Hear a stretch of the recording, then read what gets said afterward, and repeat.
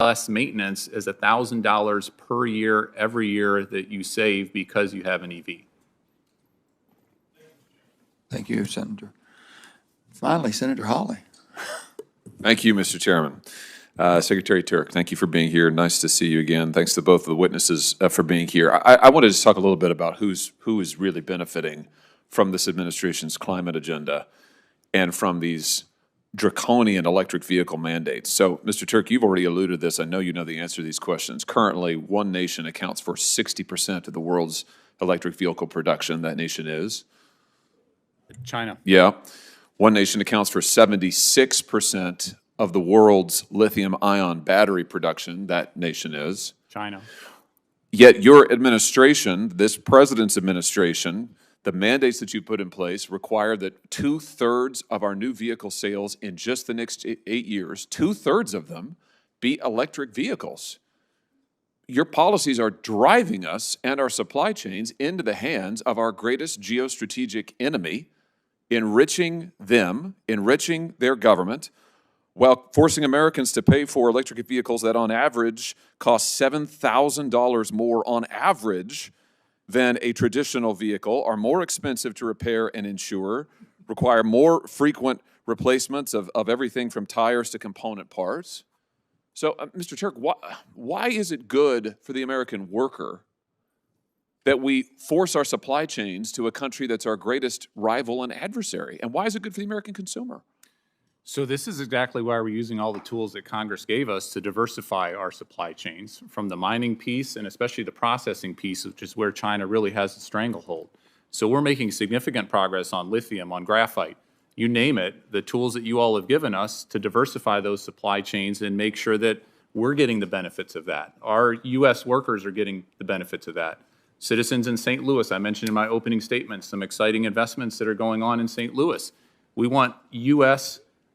Workers to benefit from this supply chain and this revolution. And China is absolutely competing. China is going whole hog on EVs and the full supply chain of it. And they're going to compete and outcompete unless we're playing and pushing back and competing with them, which is what we're doing. Here's what I don't understand then. Why is it, if that is the case, why is it that you are interpreting the administration's climate law, so-called Inflation Reduction Act, which I think, frankly, is bad enough on its own, but you're reinterpreting it now to allow the tax credits to flow to Chinese entities.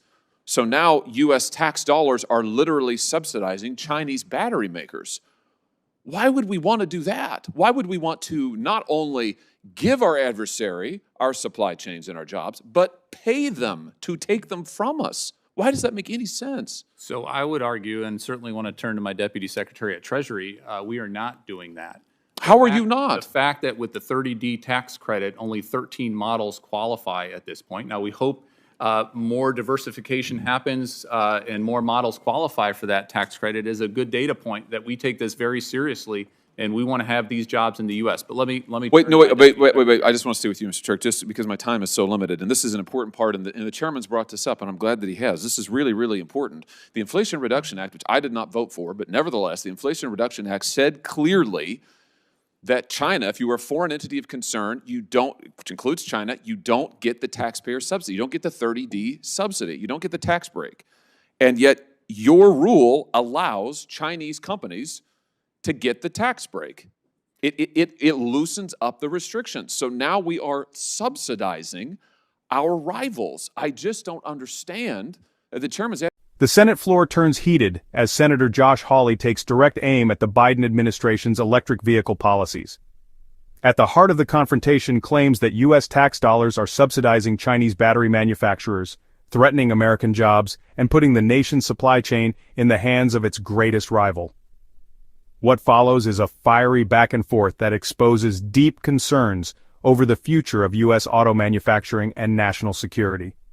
Senator Hawley begins by highlighting the rapid expansion of electric vehicle mandates. 2/3 of all new vehicles in the U.S. required to be electric in just 8 years. While the administration frames this as a step toward a cleaner future, Hawley warns it comes at a steep cost. Citing statistics, he notes that China currently produces 60% of the world's electric vehicles and 76% of its lithium-ion batteries, a dominance that leaves America dangerously dependent. Hawley paints a stark picture for the average American buyer: electric vehicles costing around $7,000 more than traditional cars, higher repair and insurance costs, and more frequent part replacements. His core question to Secretary Turk is blunt: why force Americans to buy vehicles that benefit China economically while driving up costs at home? The exchange intensifies as Hawley accuses the administration of rewriting the Inflation Reduction Act to allow Chinese companies to access U.S. tax credits, a move he claims directly violates the law's ban on subsidies for foreign entities of concern. He presses Turk on why Chinese-owned companies, operating outside mainland China but still under Beijing's control, are now eligible for these benefits. Turk disputes the claim, pointing out that only 13 EV models currently qualify for the tax credit and arguing that the administration is working to diversify supply chains. Hawley shifts focus to the labor impact, citing the Ford CEO's admission that EV production requires 40% less. The chairman's asked you about this repeatedly. I don't understand why we would pay Chinese companies to outcompete us. So I would strongly disagree with that. I spent a lot of time working with the team, and we worked hand in hand with our Treasury colleagues on the FEOC, the Foreign Entity of Concern, the FEOC standards, and happy to go through the three prongs of that in particular in terms of what our proposal is on the table. Well, that's the problem, right? Is that the law, which again I didn't support, but the law says just no. It says no. And then you come back and say, it's what we lawyers like to call a multi-factor balancing test, which is usually what courts do when they want to get their way. So it's like, oh, well, let's complicate it. We've got all of these different things, and the effect of it is, this has been widely reported, this isn't my opinion, everybody understands that what it does is, it allows Chinese companies, so long as they're not set up within mainland China, but owned and controlled by China, they can now get the tax credit. I just don't understand why we would use our tax money to pay the Chinese to make these vehicles. So we're not. Only 13 models, again, have qualified for that 30D tax credit. A lot of companies right now, automakers, are scrambling and they're working urgently to make sure that they don't have that. If your rule had no effect, why would you change it? Why wouldn't you just leave the text of the IRA in place? Why wouldn't you, the flat bar? All of this is implementing the legislation that's been passed, and happy again to get into the details. Certainly if Last thing I've got, because my time's expired, I know other senators are waiting to ask questions, but this is important, just about the effect on American workers. And high-paying jobs. For critics, the administration's EV policy risks making the U.S. more dependent on China. For supporters, it's a necessary step toward securing America's place in the future of transportation. As the EV revolution accelerates, the battle over who truly benefits the American worker or global competitors is far from over. If you enjoyed this breakdown, please like, comment, and hit the subscriber button for more political shows.